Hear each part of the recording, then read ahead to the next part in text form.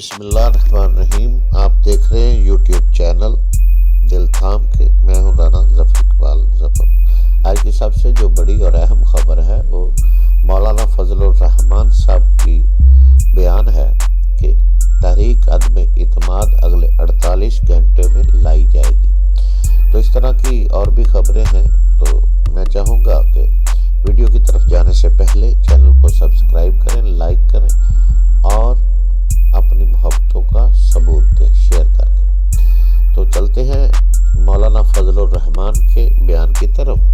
Pakistan Democrat movement PDM के सरबराह अमीर जमात इस्लामी जमीयत उलमा इस्लाम फे मौलाना फजलुर रहमान ने कहा है कि अगले 2 से 3 दिन बहुत अहम है। तहरीक अदम इत्माद आइंदा 48 घंटे में लाएंगे। अदम इत्माद की तहरीक की 100% कामयाबी का यकीन है। इस्लामाबाद में मीडिया से गैर रस्मी गुफ्तगू में मौलाना फजलुर रहमान ने कहा, अपोजिशन क़यादत अपना होमवर्क मुकम्मल कर चुकी है। अगले 2 से 3 दिन बहुत ही अहम हैं। हो सकता है अगले 48 घंटों में बड़ी खुशखबरी आ जाए। PDM सरबराह ने कहा कि साबिक सदर आसिफ अली जरदारी साबिक वज़ीर-ए-आज़म नवाज शरीफ के साथ मुसलसल राब्ते में हूँ। हुकूमती इत्तेहादियों से हम राब्ते में हैं। तहरीक अदम इत्माद और इजलास की रिक्वेजिशन दोनों पर ही गौर हो रहा है। हमारी लीगल टीम राब्ते में है। सारे अमूर को देखा जा रहा है। साफ़ी ने सवाल किया कि वज़ीर-ए-आज़म के खिलाफ अदम इत्माद की कामयाबी के बाद किसे क्या मिलेगा। इस पर जवाब देते हुए मौलाना फजलुर रहमान ने कहा कि क्या आपको सब कुछ बता दें, इतना काफ़ी है। अब अपोजिशन में किसी नुक्ते पर कोई इख्तलाफ नहीं।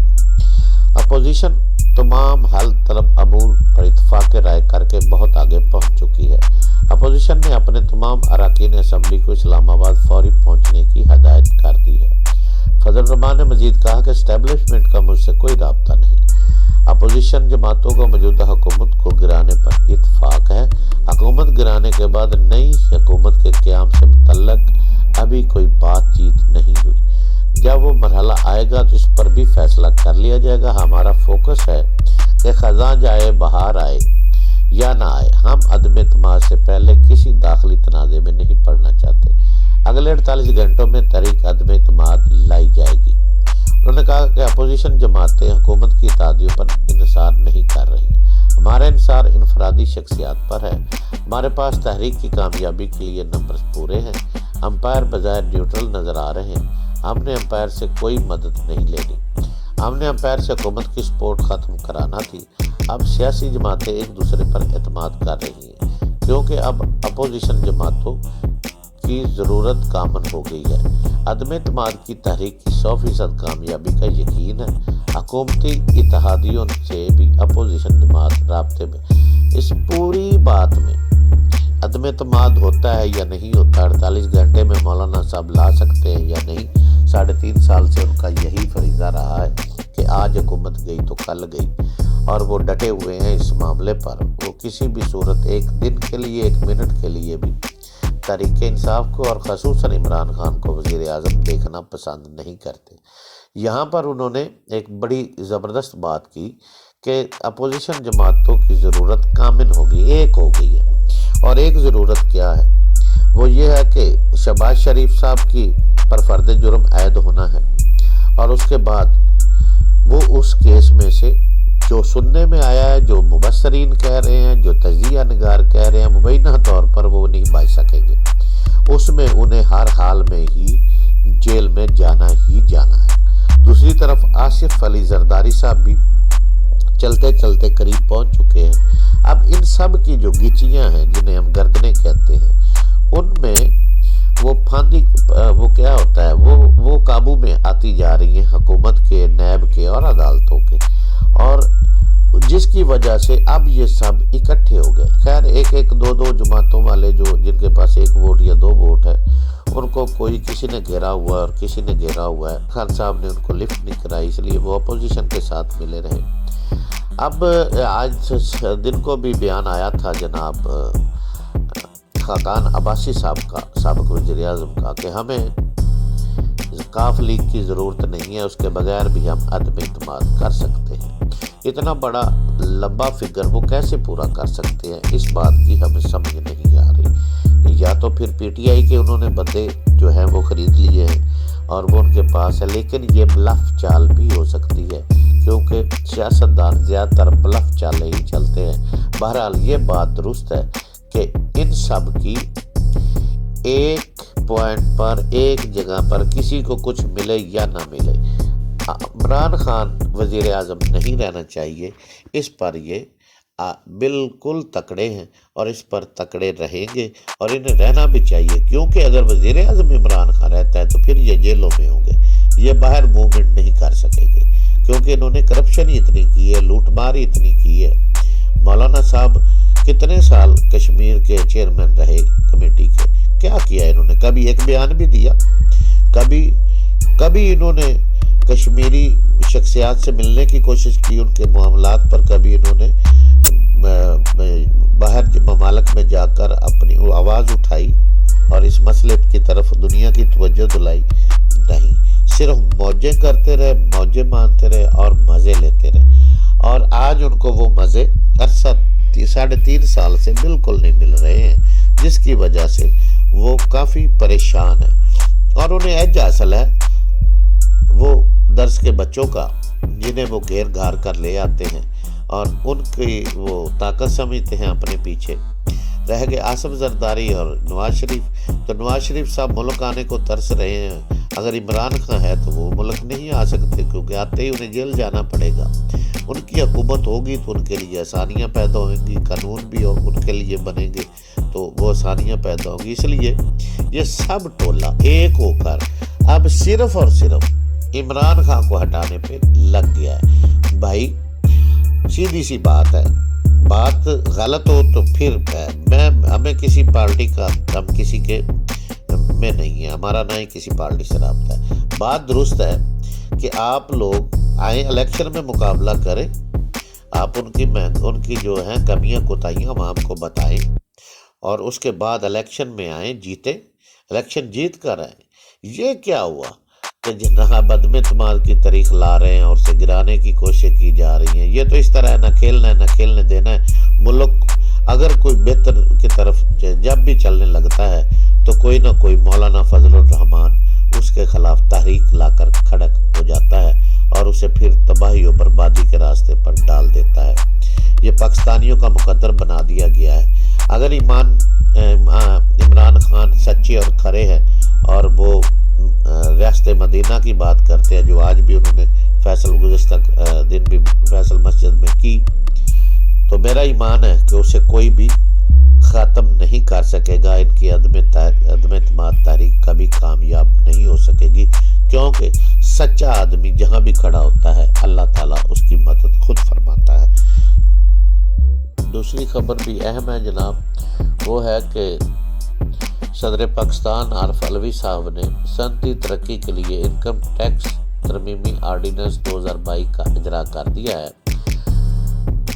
صدر عارف علوی نے ملک میں صنعتی ترقی کے لیے انکم ٹیکس ترمیمی بل آرڈیننس 2022 جاری کر دیا۔ صدر مملکت نے وزیر اعظم عمران خان کی ایڈوائس پر آئین کے آرٹیکل 89 کے تحت آرڈیننس جاری کیا۔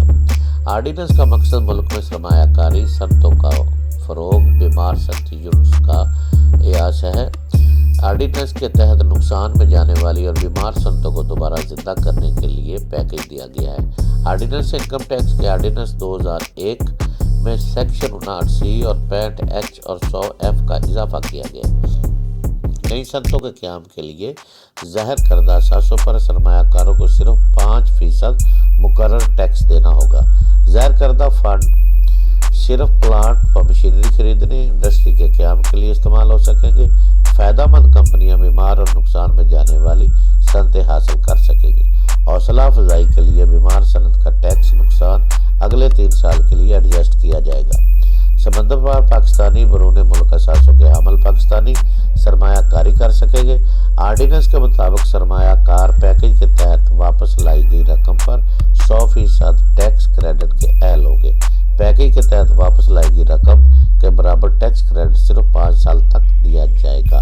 یہ بہت اچھا کیا جناب، حکومت کا ایک بہت اچھا اقدام ہے جس سے صنعتی زون کو فائدہ ملے گا، پاکستان جو ہے وہ ترقی کی طرف نکلے گا، اور جو سرمایہ کار ہے وہ پاکستان کی طرف بالکل نکلیں گے، آئیں گے، اور یہ بہت ایک اچھا اقدام کیا گیا ہے۔ وزیر اعظم عمران خان نے کیا بتایا کہ پیٹرول میں نے کیوں سستا کیا؟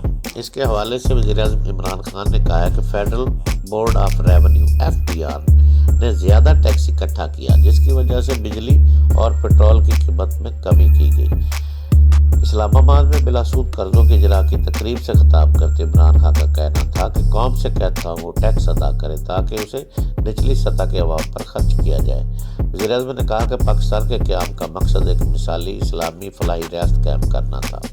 نبی کریم صلی اللہ علیہ وسلم نے مدینے کی جو مثالی ریاست قائم کی، اس میں کوئی قانون سے بالا تر نہیں تھا، اور ریاست نے معاشرے کے کمزور طبقے کی ذمہ داری لی تھی۔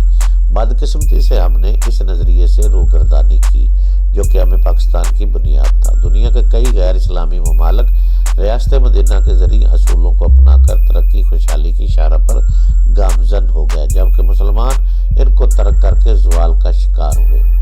انہوں نے کہا کہ FBR نے ریکارڈ ٹیکس جمع کیا، حکومت نے عوام کو ریلیف دینے کے لیے پیٹرول اور بجلی کی قیمتوں میں کمی کی، جبکہ دنیا میں اس کی قیمتیں اوپر جا رہی ہیں۔ ہمارے پاس جتنا زیادہ پیسہ جمع ہوگا عوام پر اتنا ہی زیادہ خرچ ہوگا اور ریلیف دیں گے۔ 45 لاکھ خاندانوں کو بلا سود قرضوں کی فراہمی شروع کی ہے۔ اس کا آغاز پسماندہ علاقوں سے کیا، دیہات میں 3.5 لاکھ روپے تک، جبکہ شہروں میں 5 لاکھ روپے تک بلا سود قرضے دیے جائیں گے تاکہ لوگ اپنا روزگار کمانے کے قابل ہو سکے۔ گھر کی تعمیر کے لیے 20 لاکھ روپے قرض دیا جائے گا۔ حکومت نوجوانوں کو مختلف ہنر سکھائے گی تاکہ اپنا روزگار کمانے کے قابل ہو سکے۔ انہوں نے کہا کہ IT کے شعبہ میں بہت مواقع ہیں، نوجوانوں 6 سے 12 ماہ میں IT کی ضروری تربیت دی جا سکتی ہے۔ اگلے سال 45 لاکھ خاندانوں کو 1000 ارب روپے کے قرضے دیے جائیں گے۔ حکومت کے اقدامات کا مقصد عوام کو اپنے پاؤں پر کھڑا کرنا ہے تاکہ لوگ اپنا روزگار کمانے کے قابل ہو سکے، کیونکہ حکومت ہر کسی کو ملازمت نہیں دے سکتی۔ اپنے گھر کی تعمیر ہر فرد کا خواب ہوتا ہے۔ بینک پہلے عام آدمی کو قرضے نہیں دیتے تھے، صرف پیسے والے لوگ ہی قرضے لے سکتے تھے۔ بڑی تعداد میں لوگ کچی آبادیوں میں رہتے ہیں، کراچی میں 40% لوگ کچی آبادیوں میں رہتے ہیں۔ اس طرح وہ ہیلتھ کارڈ کا اور اس طرح وہ انہوں نے 55 ارب کے اب تک قرضے فراہم کیے، اور یہ وہ انہوں نے تفصیل کے ساتھ بتایا۔ مگر ان میں جو سب سے بڑا انہوں کا کام ہے وہ ہے ہیلتھ کارڈ کا۔ ہیلتھ کارڈ آج جس خاندان کے پاس ہے اس کی بہت بڑی پریشانی دور ہو چکی ہے۔ میں نے اپنی آنکھوں سے دیکھا ہے کہ ایسے گھرانوں کو دیکھا ہے کہ جن کے پاس پیسے نہیں دوائی کے، اور وہ بیچارے بڑی پریشانی کے عالم میں پڑے تھے، تو جیسے ہی انہیں پتہ چلا کہ ہیلتھ کارڈ پر بھی علاج ہوتا ہے تو اچھے ہاسپٹلوں میں انہوں نے علاج کروائے۔ ایک بپ والے آدمی کو میں نے دیکھا کہ وہ اس کو اٹیک ہوا اور اسے لے جایا گیا، تو اس کے سٹنٹ پڑے تو پیسے صحت کارڈ سے دیے گئے، صحت کارڈ کے ذریعے اس کا ہوا، اور اب تو یہ چل چکی ہے اور بہت سے لوگ اس سے فائدہ اٹھا رہے ہیں۔ یہ کوئی چھوٹا کام نہیں ہے، 10 لاکھ روپے ہر خاندان کے جیب میں ڈال دینا کوئی چھوٹی بات نہیں ہے، اور یہ بہت بڑا کام کیا ہے عمران خان نے، اور اس کے فائدے بھی سامنے آئیں گے جیسے جیسے عوام کو پتہ چلے گا کہ کیا وجہ ہے کہ عمران خان نے ہر آدمی کو 10 لاکھ روپے کیوں دیے، کیونکہ جس پر گزرتی ہے وہ بہتر جانتا ہے۔ وہ کسی کو بتائے نہ بتائے اسے معلوم ہوتا ہے کہ میرے ساتھ گزر رہی ہے۔ تو ایسے لوگ جب اس فائدے سے، اس کارڈ سے فائدہ اٹھائیں گے تو وہ ضرور عمران خان کو دعائیں دیں گے۔ یہ بہت بڑا کام ہے جو آنے والے دنوں میں سلوگن بن جائے گا عمران خان کا، اور لوگ اسے یاد رکھیں گے۔